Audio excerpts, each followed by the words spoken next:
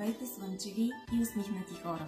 И в днешното видео ще ви покажа как да си изработите калейдоцикъл. Но днешният калейдоцикъл е малко по-различен от вчерашния. Вчера ви показах как се изработва ето този вид.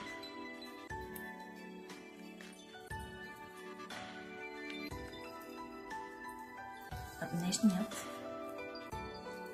е съвсем плосък.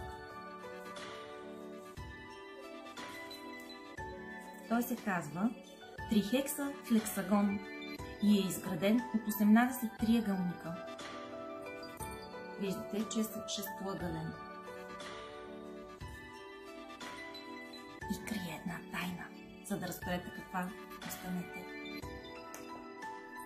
За да изработите вашият трихексафлексагон, може първо да начертаете таблица. Таблица с размер дължина 21 см и широчина 7,3. След което от точка А до точка А1 разстоянието трябва да е 4,2 см.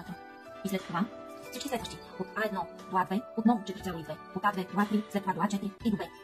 Същото нещо правим и отдолу. С, C1, C2, C3, C4 и D трябва да са 4,2 см.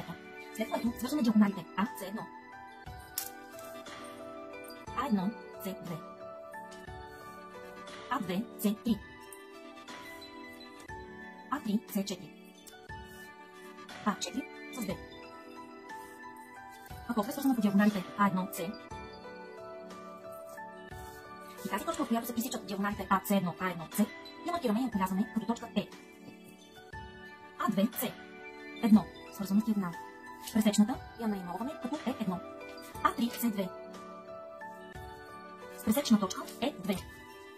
A4, C3. И пресечната им точка я отбелязваме като E3.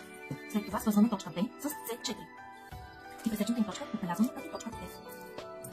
След това е необходимо да начертаем една права, която пресича точките E, E1, E2, E3 и E, тези, които се образуваха при пресичането на диагоналите. Начертайте я, нека излезе извън фигурата, защото след това ни е необходимо от точка F да начертаем още една точка F2 надясно на разстояние 4,2 см. Свържете точка F2 с D. И точка P с F2.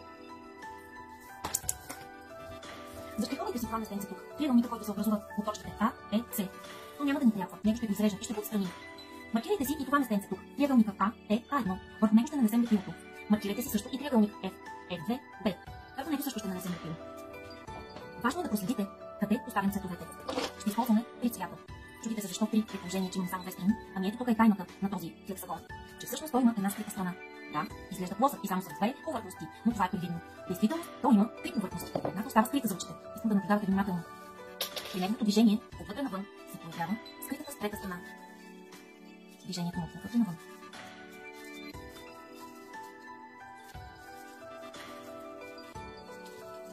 Вижте ли, повърхнините всъщност са три, а не две.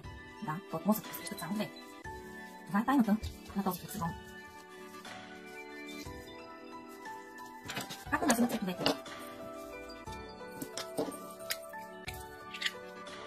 Ще отсеча триъгълник Е1, А1 в розово.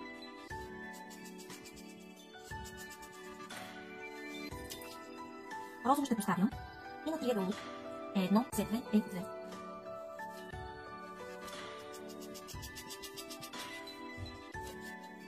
Триъгълника, който се образува А3, Е3, А4. Също поставям този цвет. Е3, F, А4. Също маркирам розово. F, F2, D. Отново розово.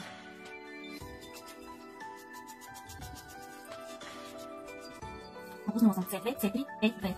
Отново розово.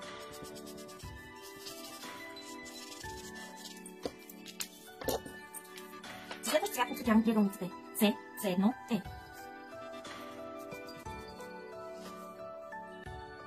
А1, Е1, А2, също А1, Е2, А2.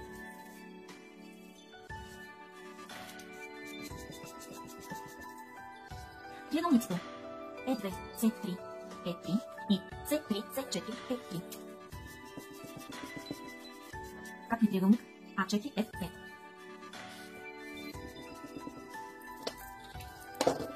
С третия цвят ще отсеча другите триъгълници.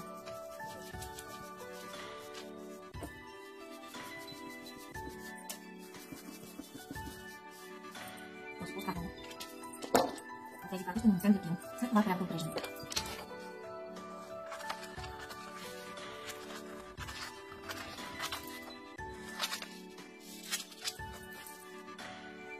След като изрежем схемата, следва нейното сгъване и прегъване.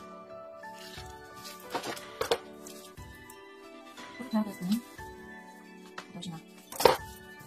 Пригълвам, за да не сгънем криво.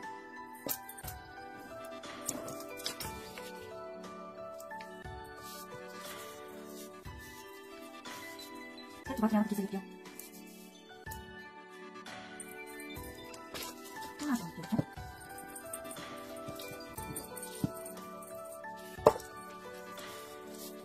И залепям.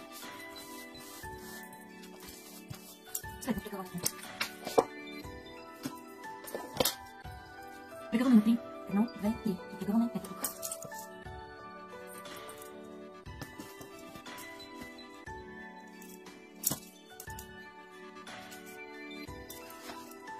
Видяхте ли? Тук не съвпаднаха, а трябва да съвпадат. Затова го обръщаме на другата страна. И нарежете по цвят. 1, 2, 3. Следващото прегъване трябва да е тук.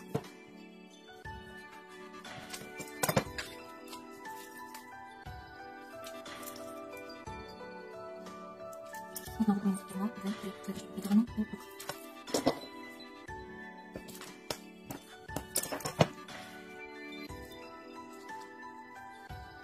Може да се приготвим скоро. Приготвям. След това нанасям лепило и залепвам.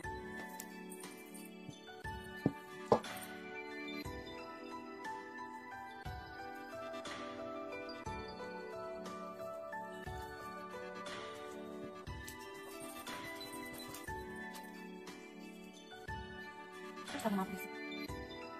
След като лепилото ви е съхнало, прегънете няколко пъти по диагонали, за да може обръщането ви да стане по-лесно.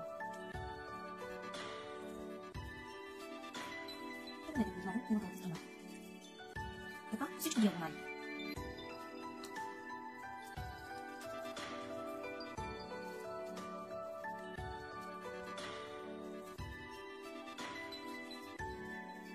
Така, че да може свободно да се сгъва. Демонстрирам обръщането. 20 затъмвам.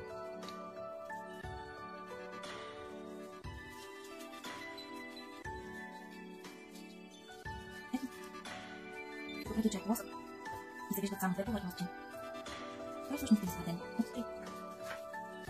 Се държат 3. Едната остава на видео.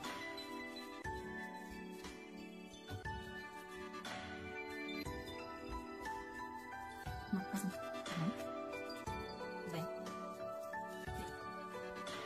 Виждате ли, приятели? Така и в живота.